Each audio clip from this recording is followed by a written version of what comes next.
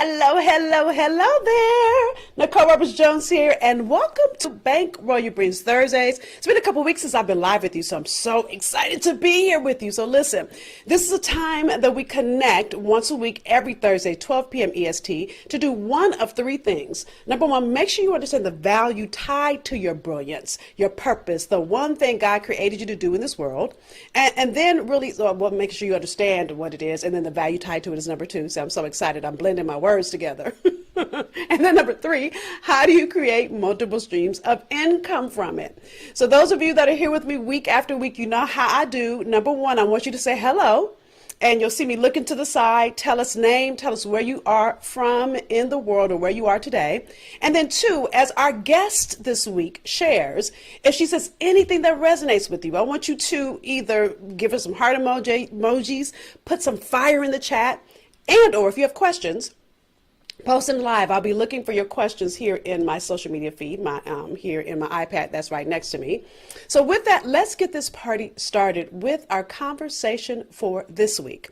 So our guest today is Denise Kaigler. Now, Denise is an award-winning digital marketer, a brand strategist, a career coach, and a former C-suite executive. Denise spent 25 years in corporate, where she held senior executive and C-suite roles at corporations including Reebok, Adidas Group, Nintendo, and Boston Scientific, to name a few. Now at Reebok, y'all get this is how big this woman is. Denise helped launch the signature product of numerous A-list celebrities, including Venus Williams, Scarlett Johansson, 50 Cent, and Jay-Z. I bet she got stories about that, y'all, right? She is now the founder of MDK Brand Management and offers business consulting, brand strategy, and career coaching. She is also the author of $40 in a Brand, How to Overcome Challenges, Defy the Odds, and Live Your Awesomeness. So let's welcome Miss Denise. Hey, girl. Hey. Hey, Nicole. Good to see you. You too, excited to have you here. Now, again, I see many of you here. As my grandmother would say, don't walk in this house and I'll speak. So this is a virtual house. So at least tell us hello. And as Denise pours in, you guys, if you have questions, thoughts, because this is going to bless you whether you are a corporate, you are a 9-to-5er, or you are an entrepreneur. This insight that Denise is going to share is going to really get you ready post-pandemic, right? So tell us, I think one of the things that many people don't know is, what is branding? And, you and I have had this conversation, haven't we? Because it is true. We talk about stories, and I love telling the stories. And to answer that question, I'll start with a brief story. One of my clients, the prison system, to put it in simple terms, where I go into prisons and I work with inmates. And I help inmates build their brands, they can build their life. And when I started doing this work many years ago, I remember walking into one of the prisons, and one of the inmates said to Denise, "Is this what you mean by branding?" And he pulls down his shirt and he shows me this huge tattoo on his chest. Body branding, it's not body branding, it's personal branding. So in a simple way of putting it, your personal brand is what people say about you behind your back. What do you think about you when you're not in the room? Because typically it's not something that they're going to say in front of your face. What they really think about you, which is just a bad side of human nature. A lot of people don't tell you what they really think about you to your face, right? Right. What are they saying about you behind your back? And that's usually what your personal brand and what your brand is projecting to people. When you walk into a room, what are people saying about you? What are people thinking? What are you projecting? What are you communicating? How do you speak? How do you speak? How's your hair? How well do you speak? And what type of company do you keep? All of those, jewelry, your makeup, everything comes together to define who you are. So what I like to say is, the brand that you have today need not be the brand you have tomorrow. You can evolve your brand. I certainly evolved mine. I talk about it a lot in my book. You mentioned my book, $40 in a Brand. I share a lot of stories about how I've evolved my brand over the years. So good. And as you were talking, what just popped in my mind is Cynthia Marshall. Those of you that don't know Cynthia Marshall, she is the first woman, and a black woman on top of it. Hello, black doctor, right? She's a CEO, I believe CEO, or she's the head. She's a big somebody at the Dallas Mavericks. I don't know her exact title, but she's really running the Dallas Maverick organization. Now, here's the thing that made me think about her, is she was an executive at AT&T. So she started as an assistant. She climbed up the ranks. When she left, I believe she was either vice president or president. And please correct me if you know, Denise. But she was pretty high up there. I'm saying all of that to say she had retired. And she decided, maybe I'll do some consulting. Maybe I'll just sit around the house for a little bit. And I read this in a newspaper article. So I don't know, Cynthia. But here's the thing I think is interesting, talking about branding. When the Dallas Mavericks had this huge scandal and they had to rebrand. You guys, this was at the beginning of the Me Too movement, and all this stuff was coming out about players and people that worked in the organization, and they had to find someone that could lead the organization in the middle of this rebrand. Well, again, Cynthia was on retirement, and somebody said, you know who you need to get. See, her brand spoke for her. She didn't apply. First of all, she didn't know who and the owner is Mark Cuban. You guys may know him from Shark Tank, right? When he called her, she didn't know who it was, and she was going to answer the phone. And her husband was like, you better answer that phone. You better call him back, right? So I'm sharing that because as you were talking, Denise, that was coming up for me because her brand spoke volumes. She didn't have to apply. Someone else spoke up for her. So that's good. So, tell people, and you kind of answered this, but as we're looking at where we are in COVID, and so many people have lost jobs, so many people have decided to shift their careers, what do we need to know about branding that's so important as we're coming out of the pandemic? And that's the first thing, Nicole, is to recognize that branding is important. Some people sort of push it to the side where, they don't think about it, they don't think that it is as important as anything. More important than your resume. There was a statistic I read years ago that showed, and I've seen it since, still in under statistical research, it shows that 80-something% of HR people will rank your resume as number 2 as far as the importance when it comes to sitting and interviewing people. It's your ranks as number 1. That sort of feeling that they're getting from the person sitting across from them. What kinds of stories? How are they projecting themselves in the interview? Because think about it this way: when you walk, and I'll talk about this sheet of paper, when you walk into an interview and you have your resume, think about how many other people applying for that same job have similar experience. Yeah. They do, otherwise they wouldn't be applying for that job. So on paper, you could look very similar to the next person who's coming in after you, the next person, double, times that by 100. Right. Your brand, your story, it's what makes you unique, that will make that person sitting there remember you when you walk out of that room. It's going to make that HR person figure out, realize you're going to be, fit in that culture, whether or not you can bring something very unique to that organization. Branding is so critical, and that's what I think. That's so good. That's so good. And again, now I didn't know I was going to ask this. I'm sitting here trying to adjust your mic because I want to hear you, right? Look, and you guys, those of you that know me, I'm not a techie. We spent like 15 minutes before trying to get her mic together because I want y'all to hear this because it's so good. So listen. I've never heard this. I've done so many StreamYard interviews. I've never heard this. Right. That's because, listen, somebody needs this insight. So y'all better know that the enemy's trying to make sure you don't get it. So, as you're talking, here's the other thing that just popped in my mind. And this is going to end up being a yummy conversation. Y'all roll with me. Don't take this somewhere it's not supposed to go. The whole Oscar thing with Will Smith and Chris Rock. Now, here's what I want you to get. We're talking branding. I'm not talking about was he right or wrong. That's not the point. Okay. But, I did this. I do a live on Mondays. Those of you, I'm inviting you to join me on Mondays. I do something called FPPlive.live at 7 p.m. EST on Monday, FPPlive.live.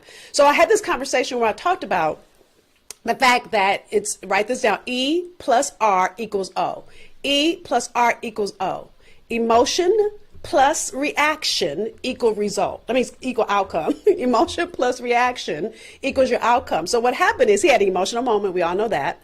His reaction in that moment. So you get to either calm yourself down and think about, okay, my brand, right? Let me think about, is this it? And listen, you get to choose what outcome you're going to have. So I'm sharing it now because what I realized, and when you were talking, what popped in my mind is this 40-year brand got tarnished in 10 seconds. Yeah. So who he was known as prior to Sunday at whatever time that was Sunday night that happened, and who he is today, it's almost like two different brand conversations. Yeah, right. It's bad. Yeah. What's Berkshire Hathaway? I'm trying to remember his name. Berkshire Hathaway guy. I forget his name. The owner, he has a quote that goes something like, "It takes 20 years to build a reputation and seconds to destroy it." Right. And that's what happens. So I do a show called Brand Rewind. It's with 3 other Black business owners. We're on YouTube and Facebook Live twice a month. And so when something big like we also do a newsletter every other. And so when that happened after the Oscars, we got on a Zoom and we started talking about it. Like, how can we talk about it? Should we do a special segment? And we were talking about doing something tonight on G Live and rewind to touch on Nicole, which is there's so many people, I myself included, other people probably watching this included, where we, in the heat of the moment, we've done something that perhaps within seconds, minutes, hours, days, we might regret. Now, how can you rewind that, take a step back, learn? Maybe there's a peaceful moment, maybe there's somebody who's saying something to us after the fact. What can we learn from this person? How can we use those moments to really teach ourselves, okay, what did we do wrong and how can we correct it? So brand rewind, how can we rewind the moment and then as a result, rewind our brand to what it was before? Likewise, there are a lot of great things that companies and people do that we can learn from these teachable moments. But my guess is, my hope is that he had a teachable moment. He saw Denzel Washington and other people, right? Speaking of teachable moment. It's interesting how in the here, there's a chapter in my book called The Will Smith Snub, where I was at the BET Awards 10 years ago. Will Smith won Best Actor for Ali. And I'm sitting in the front row with my guest, or I was his guest, my date, business date, who was an executive at Interscope Records, and he invited me as his guest. And we're sitting in the front row, and Will Smith is walking down the row. And I had a moment on TV that was awful. So I'll leave it at that, because the chapter in my book is Will Smith Snub. So I have been on the receiving end, not a slap, not a physical slap, but a humiliating experience. So, it was unfortunate. Yeah. And I think the powerful lesson, and I hope all of you are getting this, again, whether he's right or wrong, I'm not talking about that. It's in every moment you have a choice that will either enhance your brand or a choice of that something you might do that will take away from your brand. I remember my grandmother used to always say, and I know she got this from somewhere, and we all have heard it, you never get a second chance to make a first impression. Well, you never get a second chance when you mess stuff up like that. You can't go and erase what you just did out of that person's mind, whether it was a word you said or an action that you did. And I think, so many people don't spend the time to think about, even though if that boss was wrong and treated you some kind of way, doesn't give you the right. Well, it gives you the right, if you choose to want to mess up your brand, right, to act a complete fool. I've had girlfriends that I'm like, I want to go and, okay, and what's that going to do for your career? If you go and do the thing that you emotionally feel like you need to do in that moment, instead of thinking about what's going to be a more powerful outcome for later. Right. No, there are so many people who step into a pile of it. But the thing is, at some point, it is up to us to recognize that we've done something that we perhaps regret or we shouldn't have done, we made a poor judgment. And that's okay. That is not going to kill us. We're going to wake up, the sun's going to shine again, we're going to smile again. But what are we going to do to repair the damage? Yeah, that's so good. You have to first admit that you did something wrong, and really, really believe it. Not because your publicist or someone told you that you had to do it. You have to really believe it. That's how people are going to believe you. Yeah. We have seen so many apologies over the many years, especially with the Me Too movement. People see through what an apology isn't real. And I'm not saying that this wasn't not. I mean, that deeply invested in what happened. I'm watching it like everyone else is watching it. But hopefully he mentioned, hopefully, he'll lean in and see what he can do to repair further. Yeah. And I hope that, and this is where you need people like Denise in your life. You need a brand strategist. So whether it's that, or maybe you got let go from a corporation and it wasn't a good breakup, right? And you might just need someone to rebrand, help you really think about strategically, how do you put the announcement out? How do you have the conversation? So, can you give a little insight about, when someone says, hey, Denise, I need to hire you, what kind of things do you not without, because listen, when she gets ready to answer this, there's no cookie cutter answer, y'all. So don't think, I'm going to do what she just said. Unless you're working with her, this is not getting ready to be a cookie cutter answer, right? But, just some idea of why would somebody need, or how would you help them rebrand themselves? It's a good question, especially now with the pandemic and some of the people switching careers, because perhaps they were in an industry that is not doing well and they need to rescale, upscale. And so there are steps to take. And by the way, I love doing this work. I mean, you mentioned in my bio, I worked in corporate almost 25 years. I worked in nonprofit, I worked in startups, and I'm a business owner. So I have worked in every single, at least what I can think of, the four industries, the four worlds: corporate, nonprofit, startup, and entrepreneurship. So I understand what it takes to get in, to survive, to grow in each of those worlds. Yeah. And so what makes me unique in the work that I do is I know what it takes. I know how hard it is. I get it. And so I bring all of that, I pour all of those experiences, all of my background into whatever work I'm doing, whether I'm working with an individual, a professional, or a company. And I have both clients. For an individual who is looking to switch careers, or maybe they want to move and start their own company, which I've done, obviously, I go through a series of steps. The first is to understand who they are and what's driving them, and make sure they understand who they are. Some people don't really understand who they are. Yeah. Them. And that's the first thing you have to do is first answer the question, why am I who I am? Why am I doing what I'm doing? Yeah. Not because someone told me to do it, not because I saw it in a magazine or read, watched it on TV, but because it's something that is pulling me deep inside, that is putting me on that journey. Yeah. Yeah. I can't do anything until I understand that. But that's the first step. In my 3 online coaching programs, and the first step in my signature program is called Start With You. Nothing can happen unless you understand who and why you are. That's so good. And what's interesting is we don't realize how big our motives either move us in places or keep us from places. And I think it's so important to really start with where you are. Anyway, sorry, go ahead. I just had to say that. No, it's true. And it's a underappreciated asset. Is first deciding who you want. I know this. I worked in corporate for a long time, and I was so busy just on that wheel, moving around and around, answering to CEOs and CFOs, and I wasn't really tapping into my own passion. Yeah. But I enjoyed it. I got to, as you mentioned, some of the celebrities with whom I've worked. I flew to Europe with Jay-Z, Manchester, and wait, excuse me, she flew to Europe on a Learjet. Okay, let's be clear. She didn't just fly to Europe, okay? She making it sound simple. Sorry, go ahead. I'm just saying. No, I don't take that kind of experience for granted. I remember when the Interscope record executive, the one who took me to the BET Awards, we were supposed to go with Jay to Paris and London to launch his shoe, and like the day before, I'm sitting in my office at 3 o'clock, and I get a phone call from him, and he says, Denise, something came up. I can't go with Jay. I need you to go. I was like, okay, baby, no, I can't go. He's like, no, you have to go, because I don't trust anyone else to go with him but you. You're the only person I would trust to go with him, except for me. So you have to. I was, Nicole, I was terrified. I'm like, this guy is not going to want to sit in. I'm going to leave for 6 hours. I don't know who I am. And we did it. And I got on the plane, we flew to Europe, flew to Paris, and we took a helicopter to London, and we did the launch, and it was wonderful. It was wonderful. I forgot, I'm all, worked up, where I was going.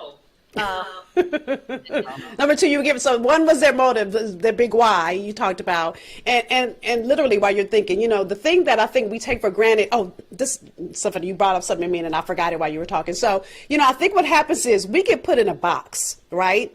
No matter what industry you're in, you get put in a box sometimes.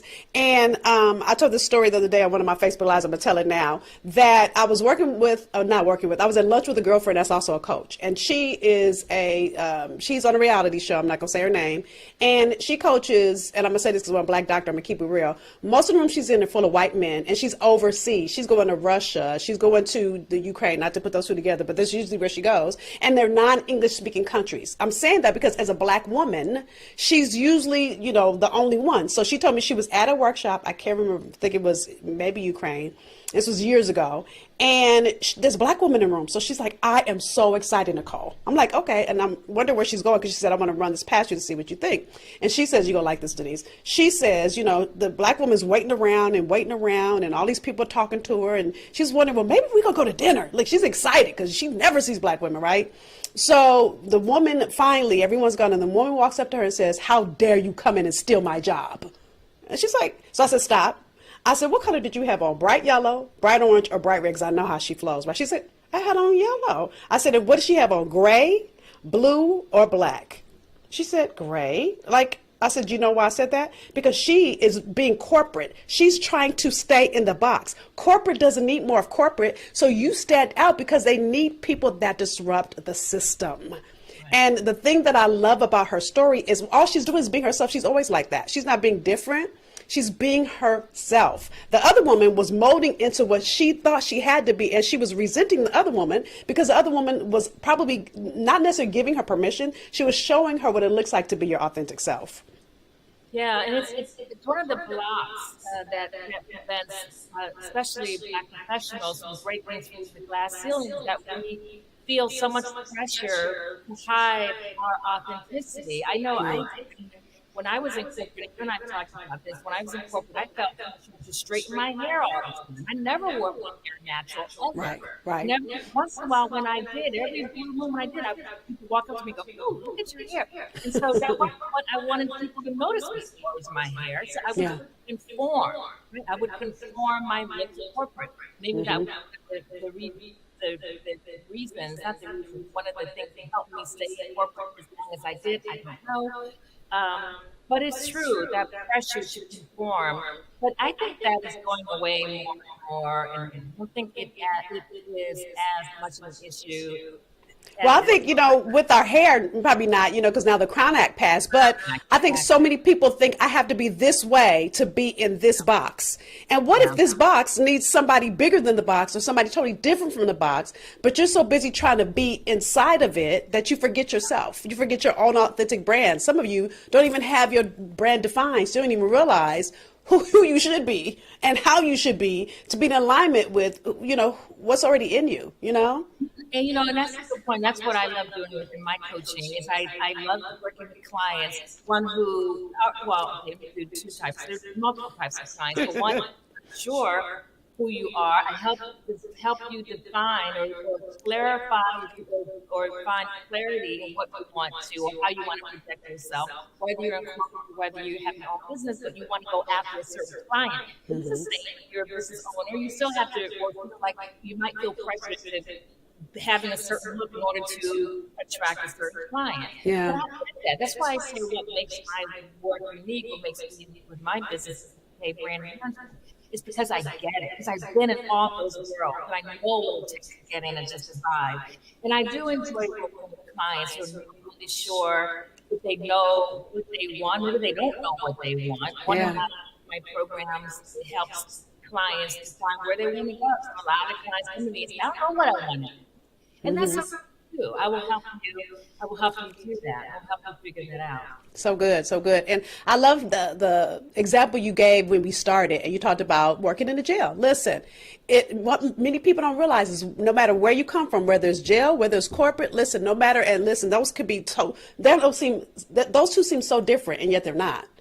Because both of those put you in some kind of box to conform. Some not so good, some good, right? And and so it's looking at who you be and how you be it in the world. How do you live and move and have your being? And how does that speak to the brand called you? So that, as you said at the beginning, when you leave a room, what do you want people to say about you? When you die, dare I say, and we're at your funeral, you get to create, the dash? All the stuff people say about you in that dash. So with that, you've given us so much. I know you have this free gift. Tell us about this free gift that you have for everyone. I was, and thank you for letting me get this out. I was moved to write this guide right in the heat of the midst of the pandemic. So I thought at some point, knock on wood, we're going to get out of this, although we're in the thick of it. We need to do whatever to get out of this. It's kind of still feels like that. But at some point, we are going to get out of it. The world is going to be so different. We are going to be different. How we work with people has got to change. And so I wrote this book, this pandemic guide, which really does focus on how to get your brand ready for the pandemic. Yeah. So it's online. You use this link to get into it. It's an interactive guide, and you go in questions and provide some information and follow the tips. Great. Well, those of you that are looking for what's your next, I really believe this, Denise. When 2020 hit before the pandemic, we were calling it 2020 vision, right? And we had all this vision stuff. And then all of a sudden March hit and the pandemic and people forgot about that. However, I think well, I know God is intentional. I believe that he meant for us. Now, the people that have lost people, I want to have a moment of silence. I'm not talking about that. But what I am saying is that I believe God gave us all a moment to sit down and pause and really figure out what's next. Many of us got to work from home. Many of us got, listen, most of us that got to work from home hadn't had the luxury of being at home and having more time for ourselves. So I really believe the intent was for you to come on the other side of this in a different light. Part of that is defining your brand. So those of you get that guide. And let me just tell you a secret. When you get the guide, you know you're going to be on her mailing list. So if you need branding, if you need help defining your brand, your next, then reach out to Denise. She's phenomenal. She can help you and guide you no matter where you are in your trajectory. She is the expert that can move your brand forward. So any closing remarks you want to say? I would love for if people, Brand Rewind is my newest project, brandrewind.com. So go to that, sign up. You get the newsletter every week. You join us live on the show twice a month. It's a lot of fun. The four of us have lots of laughs, but we also share some really good advice. Yay, well, good. Well, thank you for being here. Thank you for all you do, and appreciate you, girl. Thank you. So that was another segment of Bankroll Your Brings Thursdays. Again, let me put our gift up here one more time. Those of you that are looking for your next, you know that we're coming out of this pandemic and you don't want to listen. You don't want to come out the same way you went in. Some of you guys know what I'm talking about. If you don't know what I'm talking about, then I'm not talking to you. Those of you that know, like you know, it's time to shift something, that brand in you, then make sure you get this gift. And make sure you do the work in the gift that she gives you. And then again, if you need more, then you can send her an email. Those of you that want more tools and tips along the way, and we're talking all things Bankroll Your Brings, I want to also invite you to follow me on Instagram. Now, I ask you to follow me, not because I'm trying to grow my followers, but here's the thing. Many of you know that it's time to start your purpose-focused business. You don't know where to begin. You don't know what to do. Well, I give you tips and tools all week long, all day, every day, as my husband would say, all day, every day, right? So I am in Roberts Jones on Instagram. And then last thing I'm going to ask you to do is if you got any value out of our conversation today, I want you to post it. I want you to write the value you got out of today. And then I also want you to share it. There's somebody in your network that's ready to grow their brand, someone that needed the insight and somebody that needs Denise, quite frankly. So share it with your network so they too can be blessed with the yumminess that is Denise Kaigler. All right. So with that, have a great rest of your day. I'll be back next Thursday for another edition of Bankroll Your Brings Thursdays. Again, every Thursday, 12 p.m. EST. I'll see you next week. Bye, y'all.